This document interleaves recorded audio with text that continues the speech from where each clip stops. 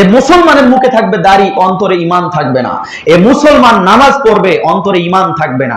এ মুসলমান টুপি পরবে, অন্তরে কোনো ঈমান থাকবে না। এ মুসলমান পাঞ্জাবি পরবে, অন্তরে কোনো ঈমান থাকবে না।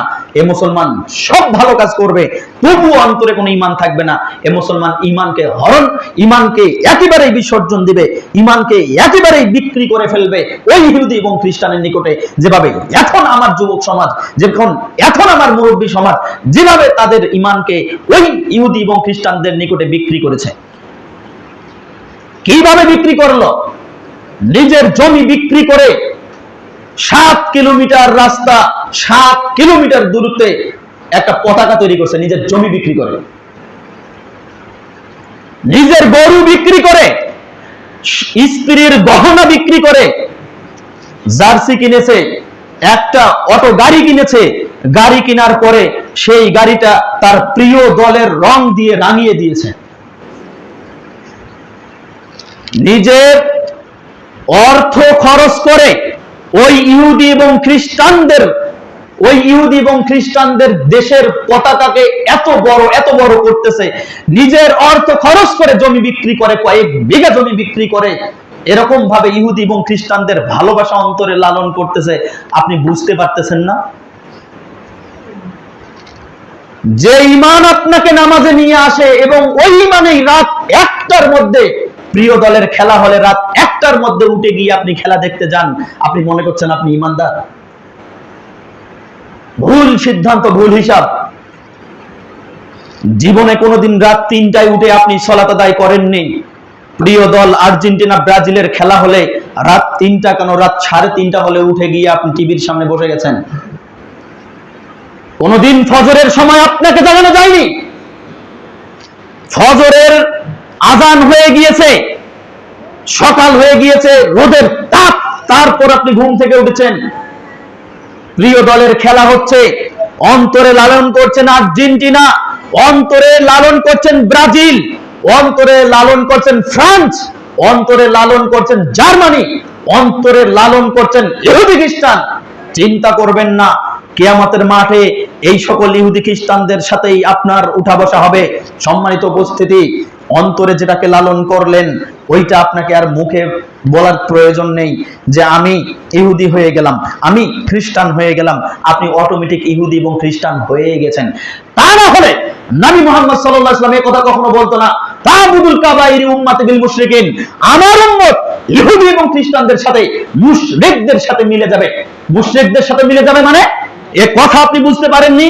নবী মুহাম্মদ সাল্লাল্লাহু আলাইহি ওয়াসাল্লাম বলেছেন আমার উম্মত মুশরিকদের সাথে মিলে যাবে। আমার উম্মত মুশরিকদের সাথে মিলে যাবে মানে জমি বিক্রি করে ওই মুশরিকদের পতাকা, 7 কিলোমিটার পতাকা তৈরি করবে, আমার উম্মত মুশরিকদের সাথে মিলে যাবে। নিজের বউয়ের গহনা বিক্রি করে ভ্যানকে রাঙিয়ে দিবে, ওই আমার উম্মত মুশরিকদের সাথে মিলে যাবে। নিজের অর্থ খরচ করে নিজের দলের পছন্দের দলের জার্সি ক্রয় করবে, আমার উম্মত মুশরিকদের সাথে মিলে যাবে। নিজের সময় ব্যয় করে, নিজের সময় শ্রম ব্যয় করে, নিজের বাইকের তেল পুড়িয়ে শোডাউন দিবে, এরা আমার উম্মত হয়ে মুশরিকদের সাথে মিলে যাবে। কয়েক হাজার মোটরসাইকেল একসাথে র্যালি করছে, এরা আমার উম্মত হয়েও এরা মুশরিকদের সাথে মিলে গিয়েছে। নবী মুহাম্মদ সাল্লাল্লাহু আলাইহি ওয়াসাল্লাম বলছেন তাবুদুল কাবাইরি উম্মতি বিল মুশরিকিন, আমার উম্মত মুশরিকদের সাথে মিলে যাবে। মিলে যাবে কারা? এরা যাবে। আপনি অন্তরে লালন করছেন মেসি, নেইমার, রোনালদো, অন্তরে লালন করছেন ইহুদি এবং খ্রিস্টান। এই ইহুদি এবং খ্রিস্টানকে আপনার মনে নাই? লজ্জা নেই আপনার? হায়া নেই আপনার? শরম নেই আপনার? এই ইহুদি, যে ইহুদি, সকালে একটা ডকুমেন্টারি দেখলাম, একটা বিশ্বস্ত একটা গণমাধ্যম, কাতার ভিত্তিক গণমাধ্যম আল জাজিরার একটা রিপোর্ট দেখে গা শিউরে উঠলো। এখনো যে আমার ফিলিস্তিনের ভাই ও বোনদেরকে যেভাবে হয়রানি করছে, যেভাবে কারাগারে বন্দী রাখছে, মেয়েদেরকে তারা যৌন হয়রানি করে, উলঙ্গ করে, ধর্ষণ করে, এইটা আবার তারা সোশ্যাল মিডিয়াতে এইটা আবার তারা প্রচার করছে, এরা হলো ইহুদি। আমার মুসলমান বোনকে এরা আমার মুসলমান বোনকে ধর্ষণ করে, সেই ইহুদির সাপোর্টার আপনি। সেই মুসলমান বোনকে ধর্ষণ করার পর সেই মুসলমান বোনের আবার স্তন কেড়ে দিচ্ছে, সেই ইহুদির আপনি সাপোর্টার। আমার মুসলমান বোনকে দাঁড় করে রেখে, শুয়ে রেখে, বসে রেখে ধর্ষণ করছে, সেই ইহুদির সাপোর্ট করছেন আপনি। রাত 3টার সময় খেলা হয়, সেই খেলা দেখছেন আপনি। রাত 1টায় আজকে খেলা উদ্বোধন হয়েছে, এই খেলা আপনি দেখেছেন। আপনাকে আমি কিভাবে মুসলমান বলি? নবী মুহাম্মদ সাল্লাল্লাহু আলাইহি ওয়াসাল্লাম বলেন তা'বুদুল কাবাইরি উম্মতি বিল মুশরিকিন, আমার উম্মত মুশরিকদের সাথে মিলে যাবে। আপনি গিয়েছেন মুশরিকদের সাথে মিলে, আমি যাইনি। আপনি আপনার আভিজাত্যকে বিসর্জন দিয়েছেন, আমি দেইনি। আমি যদি ওই মেসির, আমি যদি ওই আর্জেন্টিনার, আমি যদি ওই ব্রাজিলের, আমি যদি ওই পর্তুগালের, আমি যদি ওই বিজাতীয় কোনো ব্যক্তির যদি কোনো জার্সি পাই, পায়ের নিচে পিষা দিব আমি। আবার এটা চিন্তা করবো যে ওই জার্সি আমি পায়ের নিচে পিষা দিয়ে আমি আমার পাকে নোংরা করছি কিনা, এটাও চিন্তা করব। আপনি কোন মুসলমান? নবী মুহাম্মদ সাল্লাল্লাহু আলাইহি ওয়াসাল্লাম বলেন, আবু দাউদ 4043 নম্বর হাদিস বর্ণনা করেছেন আব্দুল্লাহ ইবনে আমর রাদিয়াল্লাহু তাআলা আনহু, তিনি বলেন রাসূল সাল্লাল্লাহু আলাইহি ওয়াসাল্লাম বলেছেন, মান তাশাব্বাহা বিকওমিন ফাহুয়া মিনহুম, যে ব্যক্তি কোনো জাতি কোনো কওমের সাথে সাদৃশ্য বহন করে, ওই ব্যক্তি ওই জাতি ওই কওমের সাথে মিলে যায়। আপনার আচরণ, আপনার চলাফেরা, আপনার ভাবভঙ্গি যদি মুসলমান সংস্কৃতির সাথে থাকে, কিয়ামতের মাঠে মুসলমানদের কাতারে থাকবেন। আর আপনার চলাফেরা, আপনার আচরণ, আপনার যাবতীয় বিষয় যদি ইহুদি এবং খ্রিস্টানদের সাথে হয়, চিন্তা করবেন না কিয়ামতের মাঠে ইহুদি এবং খ্রিস্টানদের লাইনেই আপনি দাঁড়াবেন। এটা কিভাবে সম্ভব হয়?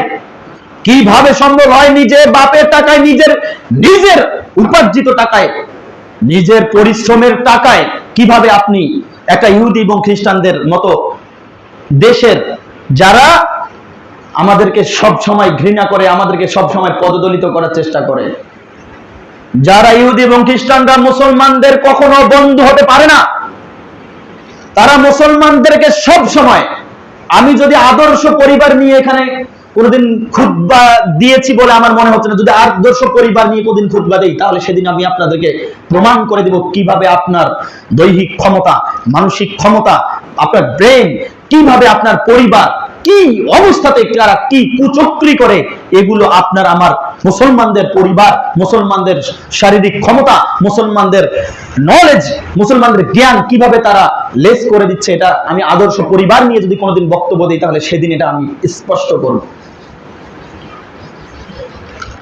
যে ইহুদি এবং খ্রিস্টানরা একত্র হয়ে মুসলমানদেরকে কচু কাটা করছে, যে ইহুদি এবং খ্রিস্টানরা তারা একত্র হয়ে তারা মুসলমানদের সম্ভ্রম, মুসলমানদের ইতিহাস, মুসলমানদের ঐতিহ্য, মুসলমানদের যাবতীয় বিষয়কে যারা পদদলিত করতেছে, সেই ইহুদি এবং খ্রিস্টানদের, সেই মুশরিকদের আপনি কোন সাহসে, কোন লজ্জায়, কোন ঈমানে আপনি সাপোর্ট করেন? নিজেরাই বলা বলি করেন আপনারা, তুমি কোন দল সাপোর্ট করো, তুমি কোন দল সাপোর্ট করো মানে এই কথা বললেন কেন? এই কথা বলার অধিকার আপনার নেই। কোন দল সাপোর্ট করো মানে? তো এই কথা বলার পরে আপনি আবার আমাকে বলবেন যে হুজুর সৌদি আরব তো খেলতেছে। সৌদি আরব মানে কাবার ইমাম সাহেব খেললেও খেলা হারাম।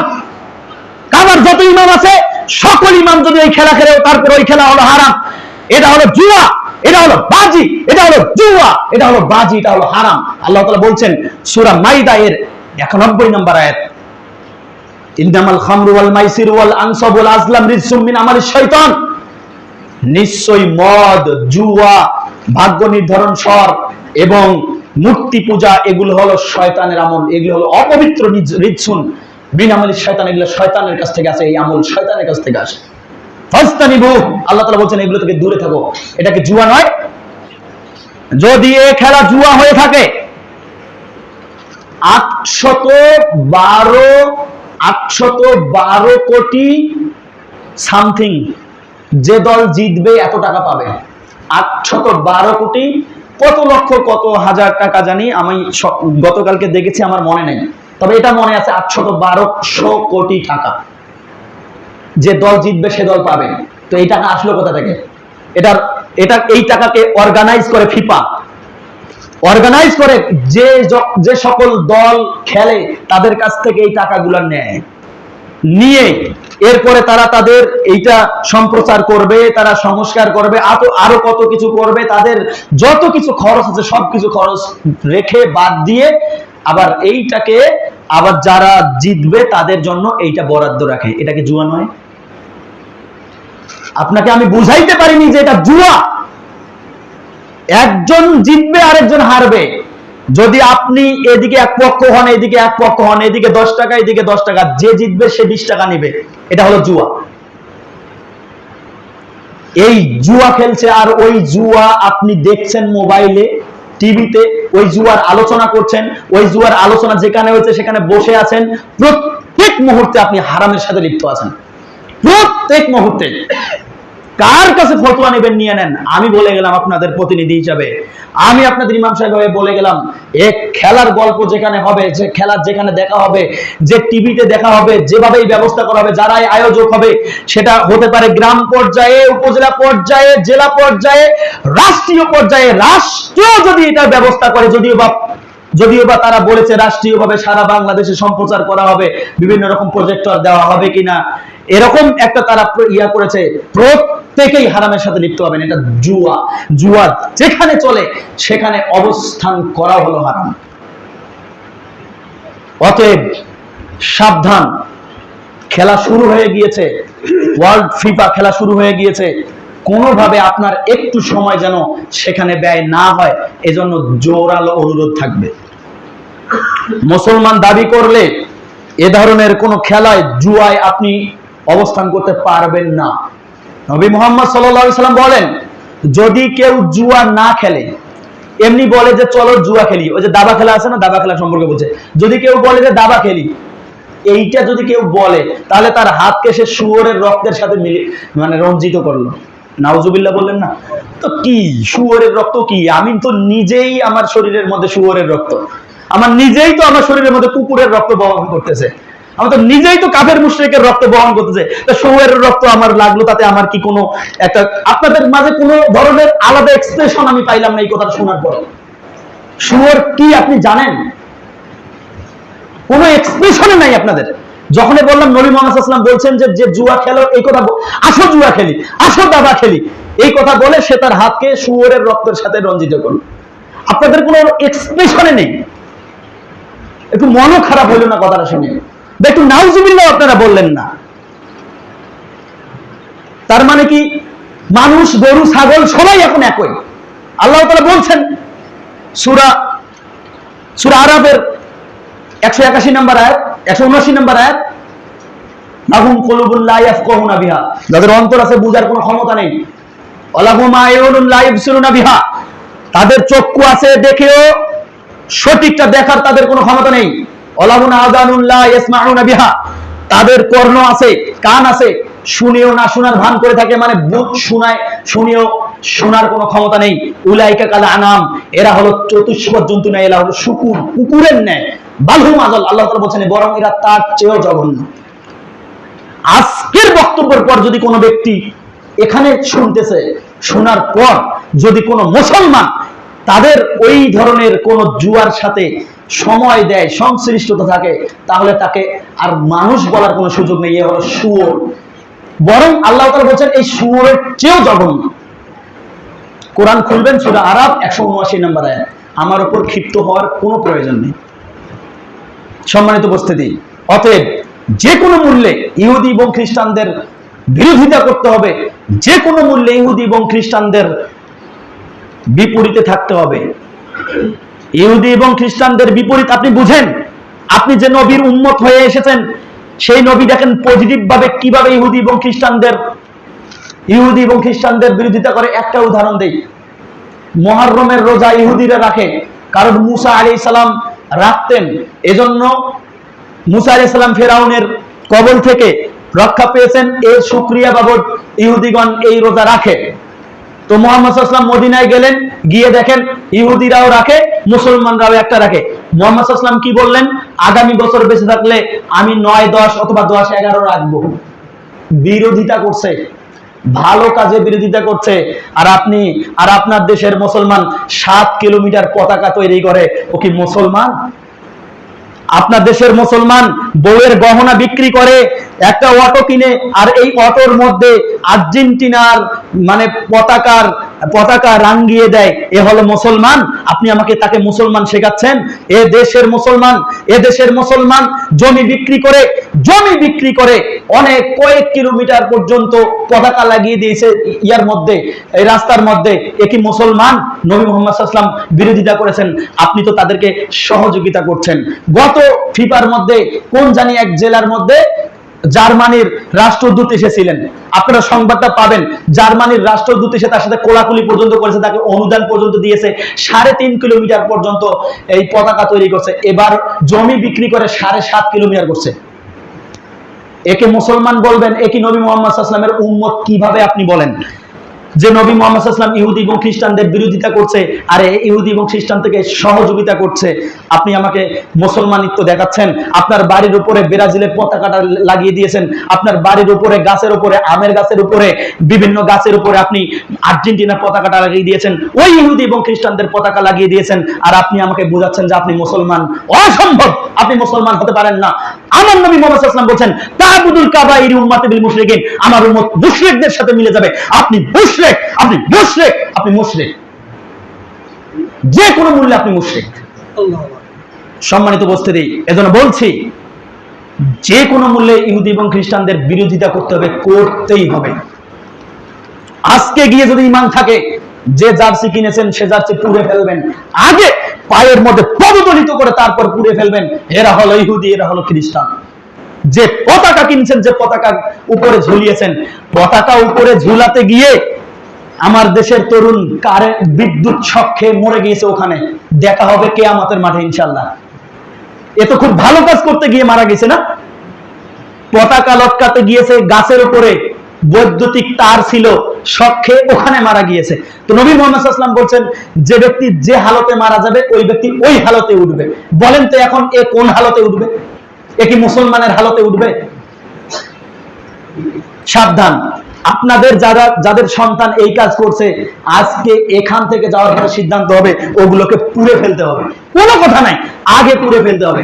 সন্তান যদি এটার জন্য মন খারাপ করে, লাঠি দিয়ে পিঠে পা ভেঙে ফেলতে হবে, তাহলে বুঝবো আপনি একটা যোগ্য পিতা। তা না হলে আমি বুঝবো আপনার দেহের মধ্যে শুকুরের রক্ত আছে, দেহের মধ্যে কুকুরের রক্ত আছে, কারণ আপনার দেহের মধ্যে মুহাম্মদ সাল্লাল্লাহু আলাইহি ওয়াসাল্লামের রক্ত নেই। আপনার দেহে ইহুদি খ্রিস্টানের রক্ত আছে, আপনার দেহে ইব্রাহিমের রক্ত নেই। এটা আমি বুঝে নিব। আর সর্বোপরি আল্লাহ তো আছে, হিসাব বুঝে নেবে, হিসাব কষে নেবে, বিচারের দিন আছে। আল্লাহ তাআলা আমাদেরকে সঠিকটা বোঝার তৌফিক দান করুন, আমিন।